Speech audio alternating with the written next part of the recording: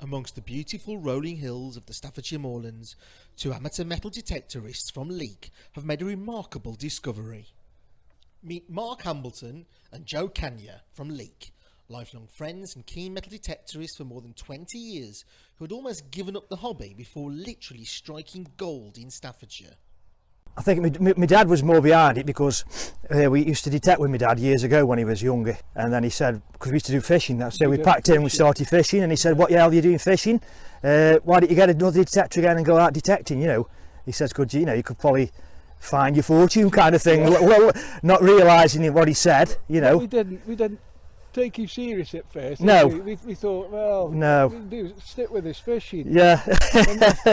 Mark bought this detector, a new detector, like, and I thought, well, I can't have him out doing it. So you went and bought one, didn't you? Started up again. Used to finding nothing more than tin foil, old iron and occasionally the interesting coin, in late December last year they finally found something altogether quite different.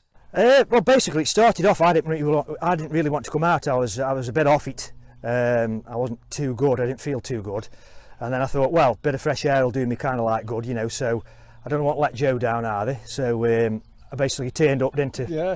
Picked you up. Yeah. And I said, listen mate, I don't feel too good today. And I was a win. And I said to you, well, if you don't feel very good, we'll go home. We'll go home, let's just not go out, you know. And I said, no, I need the fresh air. I definitely need the fresh air, you know. It'd probably do me good, I'll come round a little bit. Yeah. So I got to the bottom of the field, and I was looking up the field to see where he was, and I saw him digging. I saw him actually digging on his hands and knees. And I thought, right, okay, I'll better just wait for him down here, see what's going to happen. Turned away, and then when I turned away, the next thing I heard was a shout. Yeah. And it's when you shouted up, Mark, I think I might have found something like. I might have found something quite good here, didn't you? Yeah. That's what you said. I said, I can't believe it. If it is what I think it is, this is quite good. This is. It's quite a good Sunday morning out. What the pair had actually stumbled upon that cold December Sunday morning was in fact 4 pieces of rare and valuable Iron Age gold jewellery called torcs. Mark's face.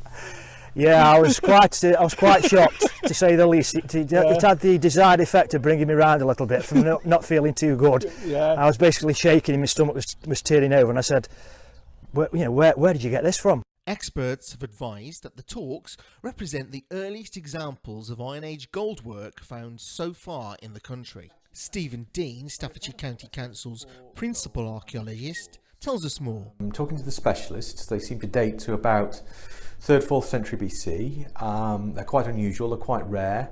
They're in an area that we don't know too much about for the Iron Age as well, so this is just before the Romans arrived. So it's quite unusual to get that kind of material in that area, to be honest. It's a bit of a surprise. We don't know what these torcs are. You know, they could be gifts, they could be trade items, they could be being brought in from as personal adornments by people that own them. So that they're coming from the continent and moving into the north of England, into Staffordshire. I'm quite certain that this will shine a light on a period of our history, 300 or 400 years before Christ was born, before the Romans were here, and find out what we actually were, how the Celts were and everything else. So it'll really shine a fresh light that children and adults alike will be able to learn a fresh view of Staffordshire over 2,500 years ago. We're really excited about the find recently in Staffordshire that really tells a whole new story about the archaeological past of our county. It's going to be absolutely brilliant to have it at the Potteries Museum and Art Gallery, which is the repository for all archaeological finds in Stoke-on-Trent and Staffordshire. We are sort of keeping in close contact with our colleagues in Stoke-on-Trent Archaeology, in the Stoke Museum, at the Potteries Museum, but also with Historic England and the Portable Antiquities Scheme. We've all come together for this, so it's a great example of partner working. The torcs will now be examined further by experts and their findings shared in the archaeological community. Now, this is probably the earliest examples of gold work in this country from the Iron Age. So again, it's really quite significant, and also to actually have this kind of activity of this status in this area. There's a lot more questions that we can ask of this hoard. There's going to be more work to do when it's declared treasure trove, and we'll be there to help make sure that this is kept for the country and Staffordshire, because it really is a magical find, something that we can all be proud of, and to find such gold so early from our history has never ever happened before. This is unique, it's magical.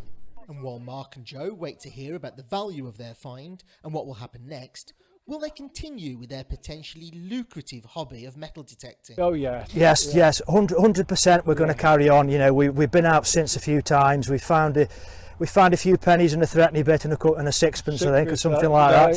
It was We like the name leek Firth torcs, because leek Firth is the old name for leek. So we it went fits for quite nice, that does. Yeah. Again, from my point of view, being local, finding it local, and hopefully, you know, putting leek on the map historically. The leek Firth torcs are eventually expected to go on public display.